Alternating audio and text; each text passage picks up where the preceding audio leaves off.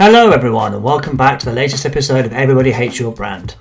In this one I talked to Adam Posner. Adam, based out of Melbourne, Australia, is founder of the loyalty consultancy The Point of Loyalty. He brings over 18 years of specialist expertise in loyalty and customer engagement, working on clients as diverse as MasterCard, Bupa Health, Officeworks and Accor Hotels. Since 2013, he has commissioned 18 independent consumer research studies on customer loyalty and loyalty programs in Australia and New Zealand, which he calls For Love or Money.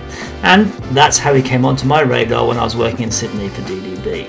So, settle in for a chat between two loyalty nerds.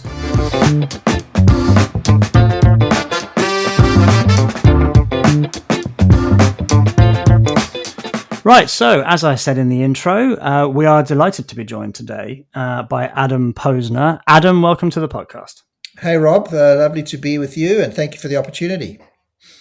Well, thank you as well for making the time. It's a 9-hour time difference, which is always fun to try and organise. We're going to start this interview in the way we start pretty much all of our interviews, which is what I call the credibility section. We have listeners from around the world, and I always like to give our guests a chance to kind of explain who they are and what they do, so that when your opinions hold the weight that they should. So, would you give me a bit of a background into yourself and your career, please, Adam?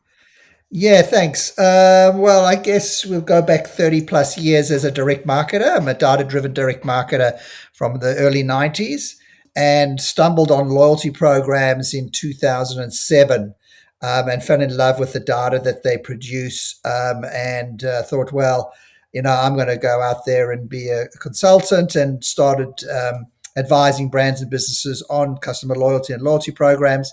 And then also woke up and realized that there was no real bespoke research here in Australia around customer loyalty and loyalty programs. And the study, which you know about, and I was born, called For Love or Money, which is now 18 editions and 13 years in Australia plus New Zealand.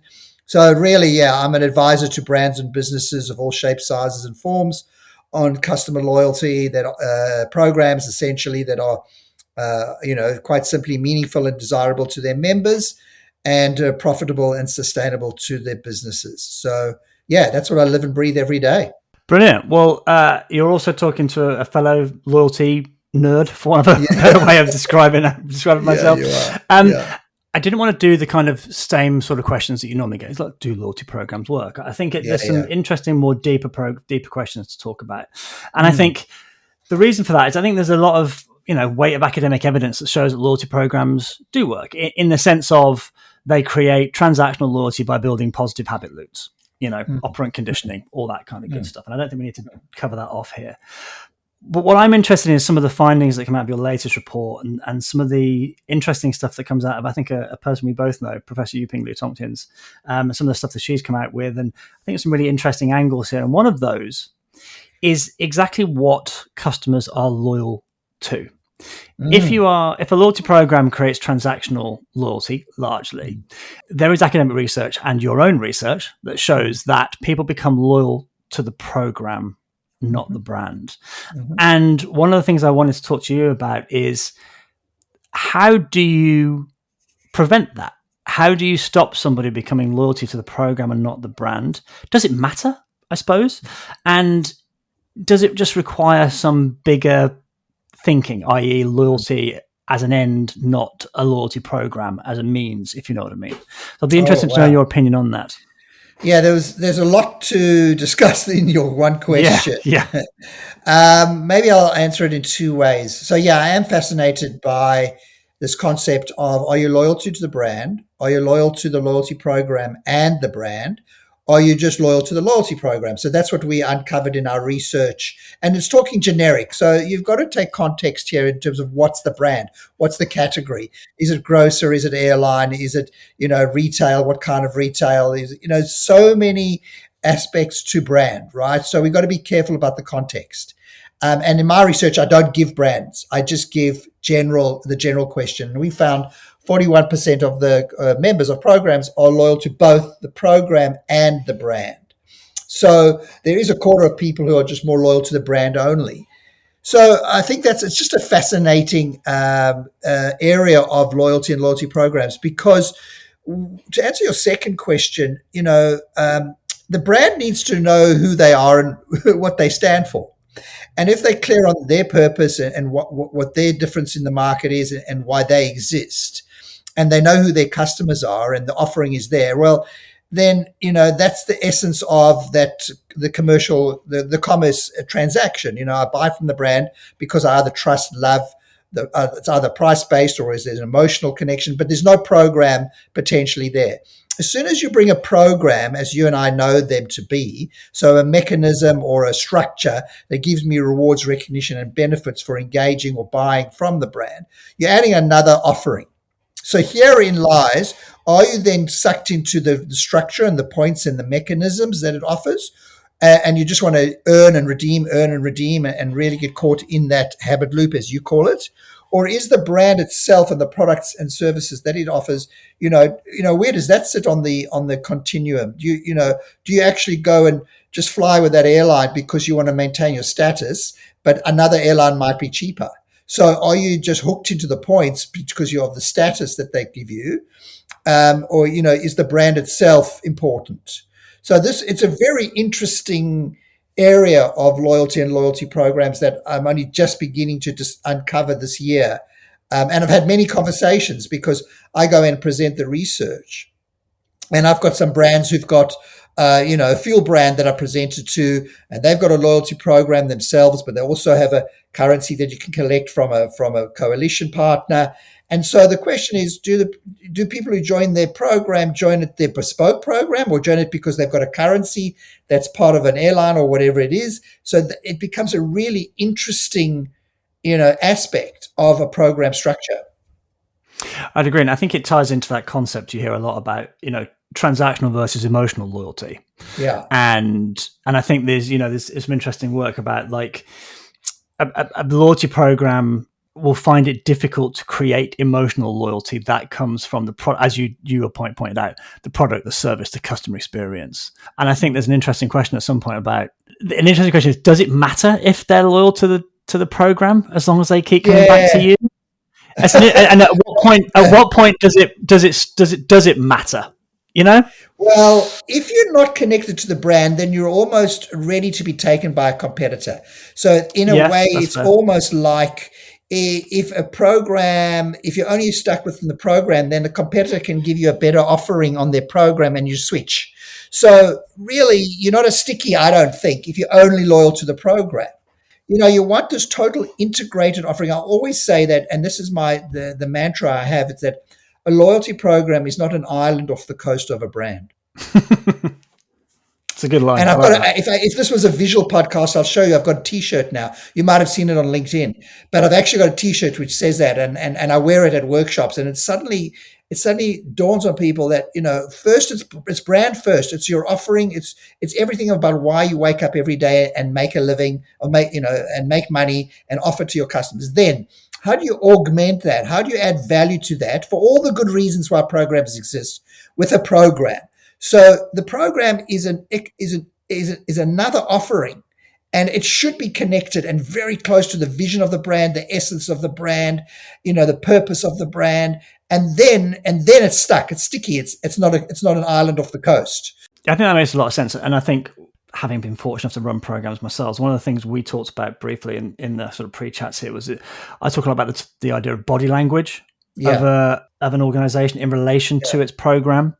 Yeah. And I've seen in the past, and just to be clear, what I mean by body language is, how do staff talk about it? How salient is it? If you're a retailer, how salient is it in your retail stores? Can people see it? Can they understand it? Is it, do the staff talk about it in glowing terms, or is it like, oh, all right, I better ask for have you got such and such a card? Yeah. And it ties back in, I think, really important to what you just said, which is it has to come brand out, not, as you said, like an appendage. Because if it's not taken seriously by the organization, then it won't be taken seriously by the customers. And why should it? Exactly. It all becomes a sequence of events when it's not like, as I say, when I build programs, I always start at the beginning with, where's the leadership team in my first workshop? Where's the CEO? Where's the CMO? Where's the CFO? Where's the head of legal? My workshops when I build programs, I want every C-suite person there, because it just shows That's right from the, this is a serious strategy. It's a loyalty program is an asset of consented and contactable members. So they've given you a value exchange. They said, here's my data, you're giving me stuff. Now use that with respect and dignity towards me. Show me that you know me. Be relevant and personal. Use the data I'm giving you, and plus all the rewards and so on. So the building of a program really needs to translate off the brand. I always ask the question. This is the question I ask, and it's like, what's the vision for the brand? And I usually get a statement. And the next question I ask is, what's the vision for the program? And I can tell you now, Rob, 9 out of 10 times, and I've done many now, I don't get an answer to the second question. They don't have one. And that's part of the job, my job to be done, is we got to build a program vision that supports, augments, adds value to the brand's vision. Yeah, and to the types of customer that brand has. It's funny, I did a bit of work on, I used to work I was at Disney for a little while, and we did some work with Harrods in the UK. And you would think, I don't know, you think about Harrods, you don't think about a points-based program. I don't know why, because points-based feels supermarkets and, you know what I mean? But apparently Harrods customers love a bargain, despite the insane amounts of money that they spend on a regular basis. So I think you're absolutely right. It's about the brand fit, but it's also about the type of customers you have, and obviously how connected. I'm not surprised because consumers generally have been very well educated by the frequent flyer grocery points programs. Everyone, whether in the UK, Australia, whatever, they're very well educated.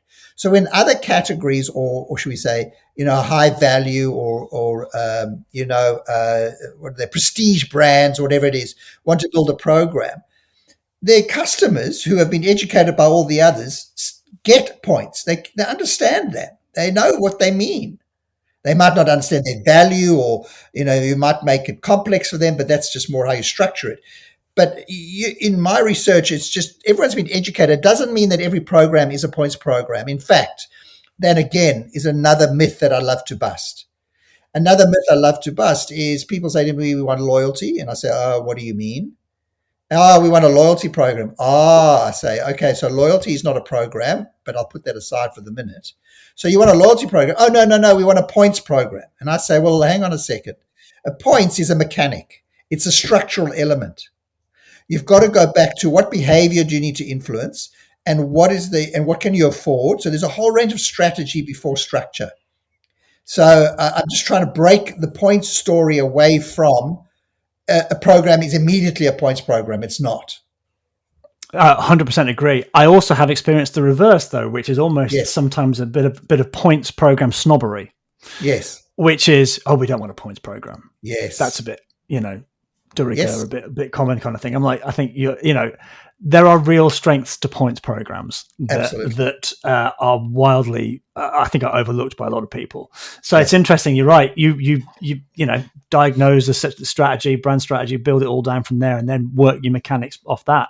And I think the other thing from a body language perspective, which caused me no end of grief when I was running the Game reward program. So Game, in case you didn't know, it's the UK, so the Australian equivalent would be Electronics Boutique or J&B Hi-Fi, video game retailer, basically.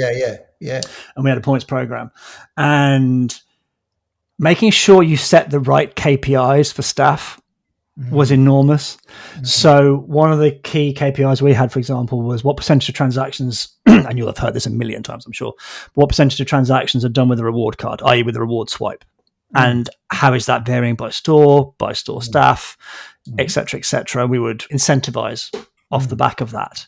It's amazing how getting your KPIs right is such a powerful lever for staff and getting, and how quickly it can go wrong as well. Like we started incentivizing email capture, and I can't begin to tell you the amount of Mickey Mouse at Disney.coms I got in the email fields. But I think it feels like KPIs all tie into that conversation you're talking about, which is it structurally has to fit with the brand. The mechanics have to therefore fit with that vision, and the KPIs then have to fit with the mechanics. Essentially, there's 7 zones, as I call it, to building out a program. We start off with the brand. What's the brand vision and what's the essence of the brand? And then we go into what's the vision for the program. So the first zone fundamentally is called the business zone, which is vision, brand, vision, program, goals, objectives, measures of success. All about like, how are we going to make this successful from an internal KPI point of view, right? As you've said. So that's the business zone. The second zone is members. Who are the customers to become members? I always talk about customers becoming members because essentially a program is a proposition for people to become a member of.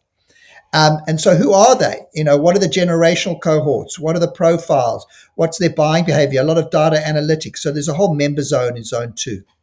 Zone 3 is program structure, program proposition. So what is the actual, what's the format of the program? What's the model? What's the type? Is it paid? Is it free? Is there, what's the package of benefits? What's the actual structure? And my latest research helps that with the sort of the 9 currencies that, that members care about to build a structure. So that's program.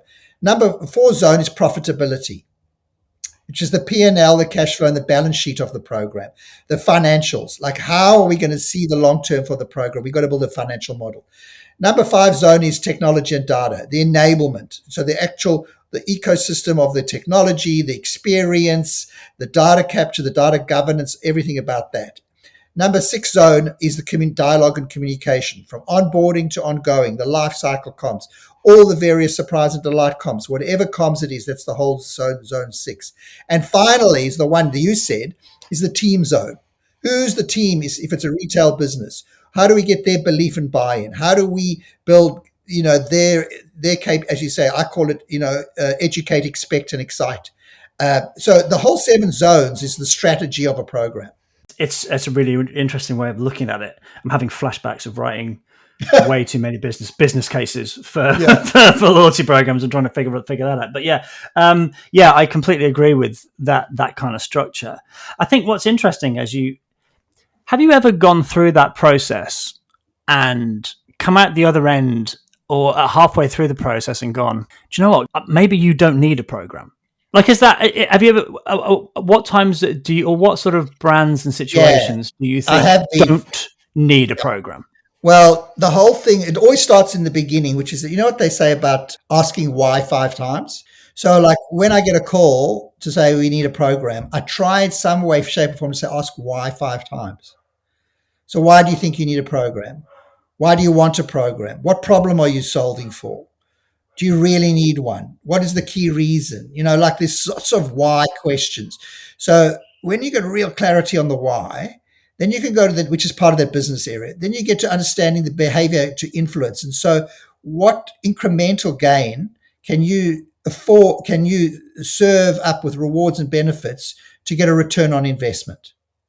And you often get to a financial evaluation in the early stages where you can potentially turn around and say, actually, you don't need a program, or you can't afford one, or you have other you can get what you want, which is often the data point, the data question, elsewhere. In fact, it's very interesting because if the main reason for having a program is to have personalized data or identifiable data on your customers, you got to think about the category and the business where potentially you might have other ways of getting that without a program. So yes, we have had very few and far between, but I have pushed away or pushed back on a few people, and they've gone back running into their cage and decided not to do a program. I think you're 100% right. I think there are some, to your point about the data element of it, if you're an online retailer and you're just an online retailer and you haven't got a bricks and mortar element to your business, and a lot of the data that you're going to capture on a loyalty program, you're going to capture anyway. So you've got to be sure that the other benefits that come out of a loyalty program are going to be justified. And that, I think that's an interesting conversation. This 7 stages thing has kind of sparked a few interesting questions. This is a personal opinion, but I think a lot of people, when they think about loyalty programs, only think about the value of what I would call the loyalty effect, i.e. the hand on the scales that hopefully nudges somebody to come back to your brand, the incremental purchases, the incremental transactional frequency and all those kind of things that come from it. Yeah. But there are a ton of different other ways loyalty programs can make money. and have a financial context. So, for example, again at Game, we would talk to suppliers, never just give customer data, but we say, okay, hello Activision or EA or Microsoft or Sony, here's who's buying your games and here's what other games they're buying, and would you like us to contact them on your behalf, and all those kind of things. And that's a whole bunch of money. Or we would use the data to, and I think airlines are a great one, right? The airlines make millions selling their miles. Sort of millions. But back to your other example of the Game, and where you've got suppliers, I call it other people's money, OPM. So you use your partners, your suppliers, to help fund your program, because you've built the database, the asset. You've built the asset of consented, contactable members, and they want to reach those members, and you can segment and target and profile. And clearly, you can charge them for that media asset, which is the whole retail media story as well. So there's subscription revenue as well. So there are other revenue sources. Plus, there's productivity source benefits. I actually counted 11 top line revenue, and I can't go through them all now, but that a program can generate. And you've highlighted, the one that's very top of mind these days for retail, where there's a supplier network. 100%, and I just think it gets overlooked. We always said if the program can make a profit or break even based on what we call the non-loyalty effect stuff, so like supplier effect or whatever it might be, well then great. Everything else on top of that is great, because as you know, the loyalty effect is hard. It's hard to prove incremental, because self-selection, people who sign up for loyalty programs tend to be people who spend more money than people who at your brand anyway, and things like that. So it was always nice to be able to go to finance director and go, actually, do you know what? We're making a ton of money anyway. There's another hidden benefit I've uncovered for you in this conversation. You've just sparked me. I recently did a program and a financial model, and what we found was, before they were looking at the viability of doing a program, and we asked them what sort of volume or value of discounting are you currently budgeting for and giving away across a year, and it was $1 million or $2 million. It was quite a lot. And then I said, what happens if we take $1 million away from that and use that for the loyalty program, and you stop discounting? So I'm giving you a hypothetical. So there was a huge bottom line saving by moving some money from one action or one strategy into another, but also not, so instead of $2 million worth of discounting, they had $1 million all put into the program, and they saved $1 million. So there's a saving, not a revenue gain, which is another way of adding to profit. Yes, 100%.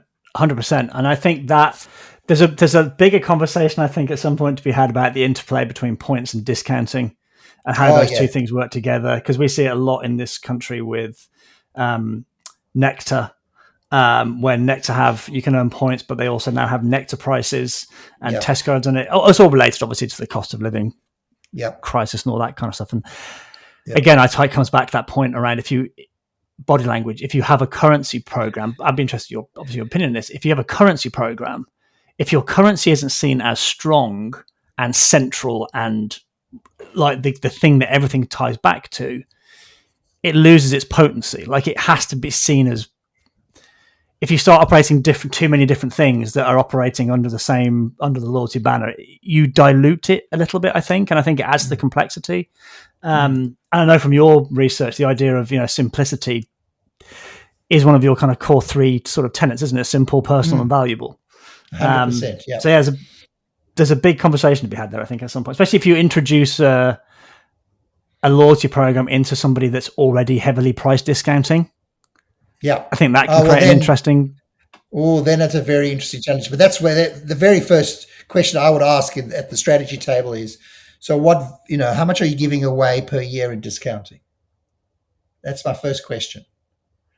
And then you got to think about that pie. And is any of that pie, can we save any of that pie, or can we move some of that pie to give a financial benefit to members, whatever that looks like? So, but the conversation on discounting versus points is quite different and quite deep. So, might have to save that for another time. Save that one for another one. Yeah, it's an interesting one, that's for sure. So, okay, one of the questions we talked about prior to this was from your perspective. Let's say you don't get brought in at the beginning. Let's say you get a loyalty program. Let's say you get brought in to help with an existing program. Yeah. Yeah. What are the biggest mistakes that you see made? Because they wouldn't be calling you if it wasn't working. If it was working brilliantly. Yeah. So, what are the biggest mistakes you see? Is it missing steps in your process? Is it like what are the things that you see that are causing most grief for loyalty programs? Okay. Well, I was part of a study some years ago where why programs fail, and also I've also looked at where programs have stumbled along the way. And look, you're right. There's a lot of reviews going on right now, especially in Australia. There's a lot of programs, especially the financial offering, the financial layer. So what's happening is when I get called in, and I've got quite a few of these review opportunities. It does fit into the 7 zones again. So I try and say, well, where's the problem? What's the actual problem here? And it can vary. It can vary from anything like it's costing us too much.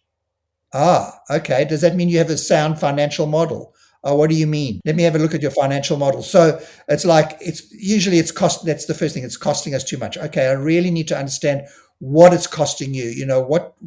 How are you attributing revenue to the program? What are the costs that you're taking off? Where's the cost? What's the problem there? The other thing is if you work there's been a few of what I call a franchise model. You know what those are. So the franchisees aren't buying into the program. Well, why? Okay, because we're not proving value to them. Back to financials. The team are tired of the program, or they're not offering it at point of sale. Why?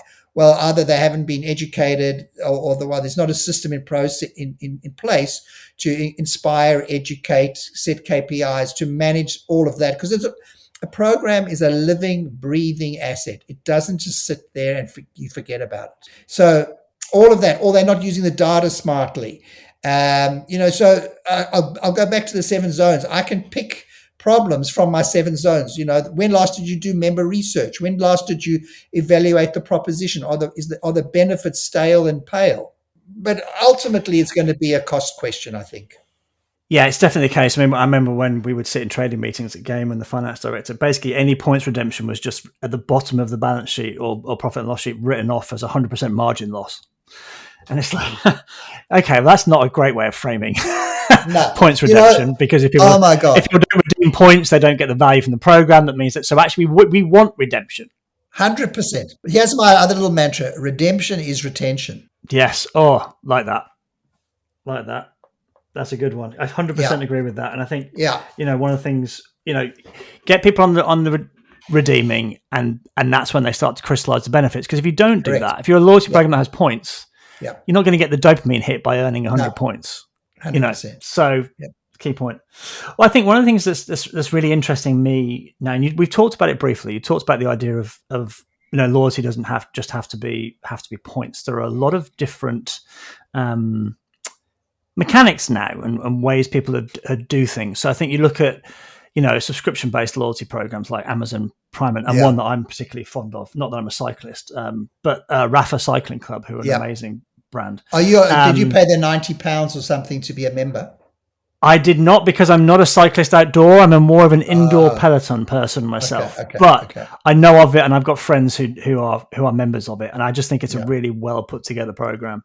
It's one of the few programs I think that has a real focus on community. But then subsequently invests in that community.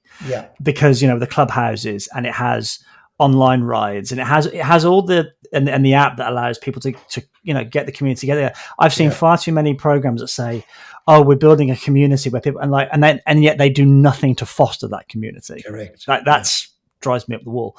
Anyway, things like blockchain, remember that disappeared, but then Hugo Boss's program came back with that, and then the granddaddy of them all, AI. Can't have a conversation about marketing without talking about AI, but the idea of AI coming along and essentially taking existing mechanics and supercharging them. So individualized rewards at scale, for example, and highly tailored redemptions and various things like that. You've been looking at this, as you said, for a while now. What are the things that excite you the most in terms of loyalty mechanics and loyalty programs? Are there any that have piqued your interest of late? Anything that you've kind of thought, oh, that's interesting and new? And where do you see loyalty programs, I guess, headed over the next sort of 5 years or so? I actually just saw something on LinkedIn not long ago, and I have seen articles about it, but it's up in Europe called CopenPay in Copenhagen, which is a program that encourages visitors, quite unique. It encourages visitors to Copenhagen to actually do good behaviors. So like if you walk 5,000 steps, you get a free coffee. If you use the bike, you get a free entry to a museum. If you pick up rubbish or something like that, and you deposit it here or there, you get another offer. So it's all about good behaviors. It's a very, very interesting, and it is a program because it's reward for a behavior. Yeah. And you know, I don't know the actual results, but I'm sure if you went to chat and asked for the results, you'll find them. But that's something that's really different, unique, using the mechanics of program psychology and program structures. And another one that I'm a big fan of, and people who know me and hear me chat, is IKEA and IKEA family, which is they've really, I feel, and it's very much Australia, but I'm sure overseas as well. They're very innovative. And they're always looking to solve problems for their customers through their program. I mean, they've got, the meatballs, they've got their food offers, they've got, their Oops Insurance, they've now got this new structure called Allen Keys, which is like a points program where you collect Allen Keys and you, based on certain behaviors and actions, and you can redeem them for lower cost delivery. So they've got this whole new, it's a points mechanic, except they call it Allen Keys.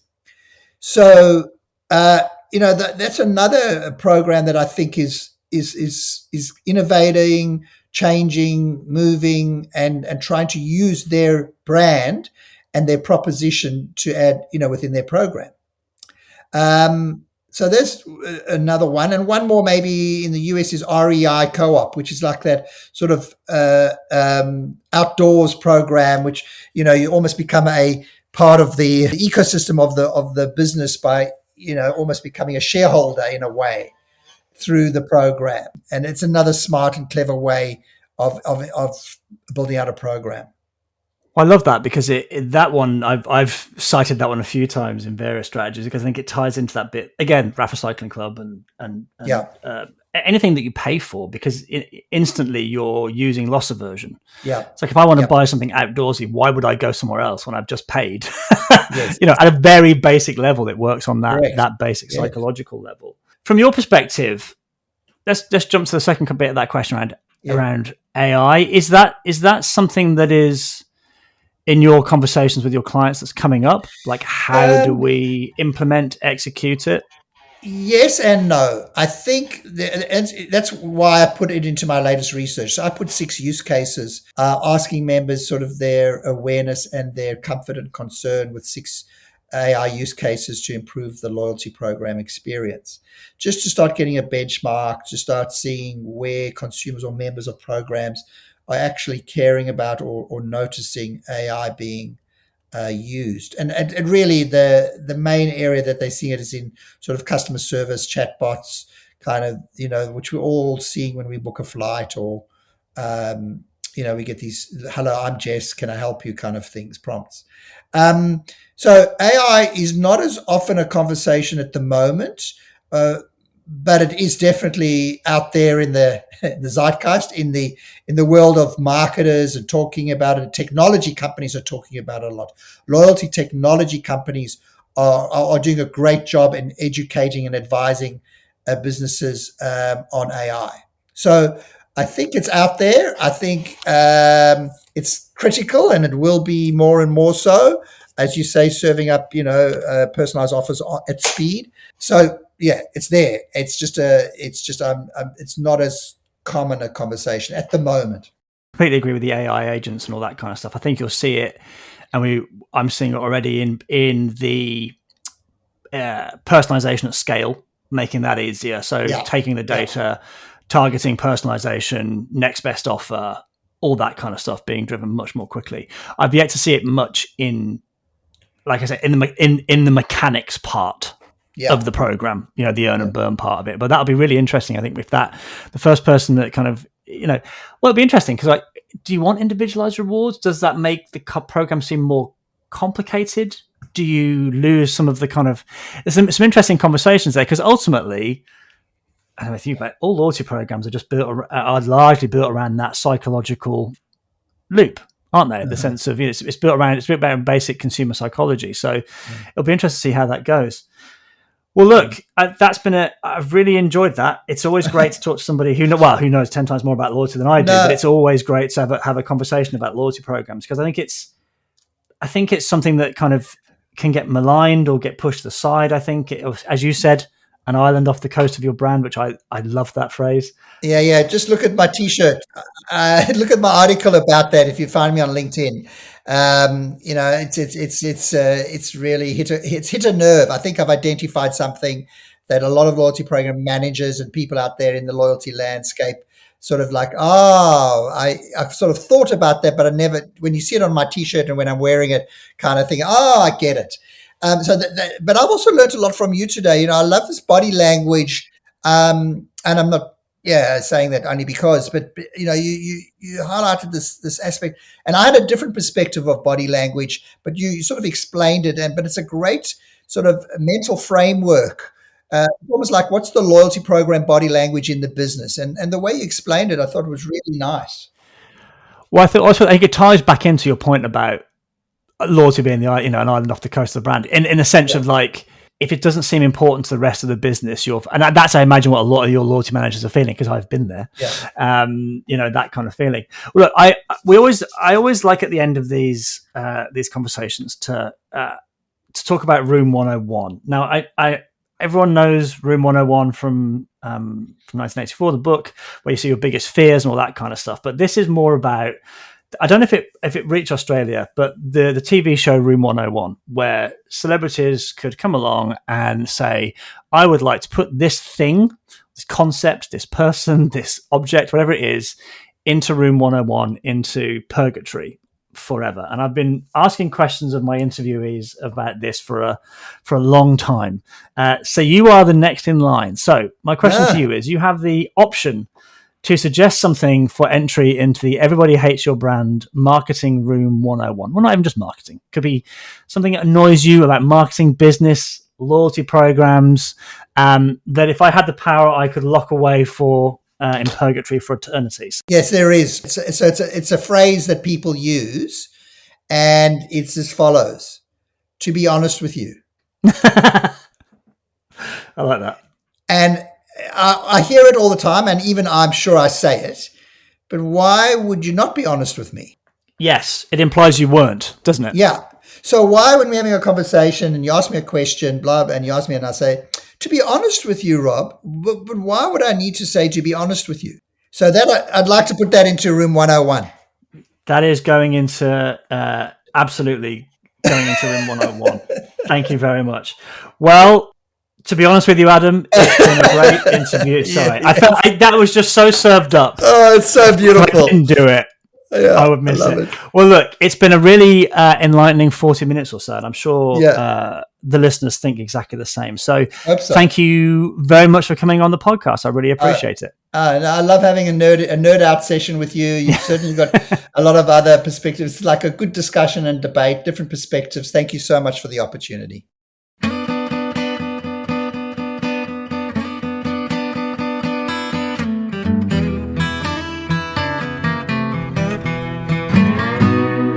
So I hope you enjoyed that as much as I did. A great conversation with a man who knows an awful lot about loyalty programs. I certainly learned a great deal. We will be moving forward with some new podcasts in the near future. We're going to try and increase the frequency in which they're coming out. So please keep subscribing, keep listening. If you wanted to drop a review on Apple or Spotify or any of those platforms, that would be very grateful, as long as it's a good one. If it's a bad one, keep it to yourself. And as my mum always says, please take great care and be vigilant out there.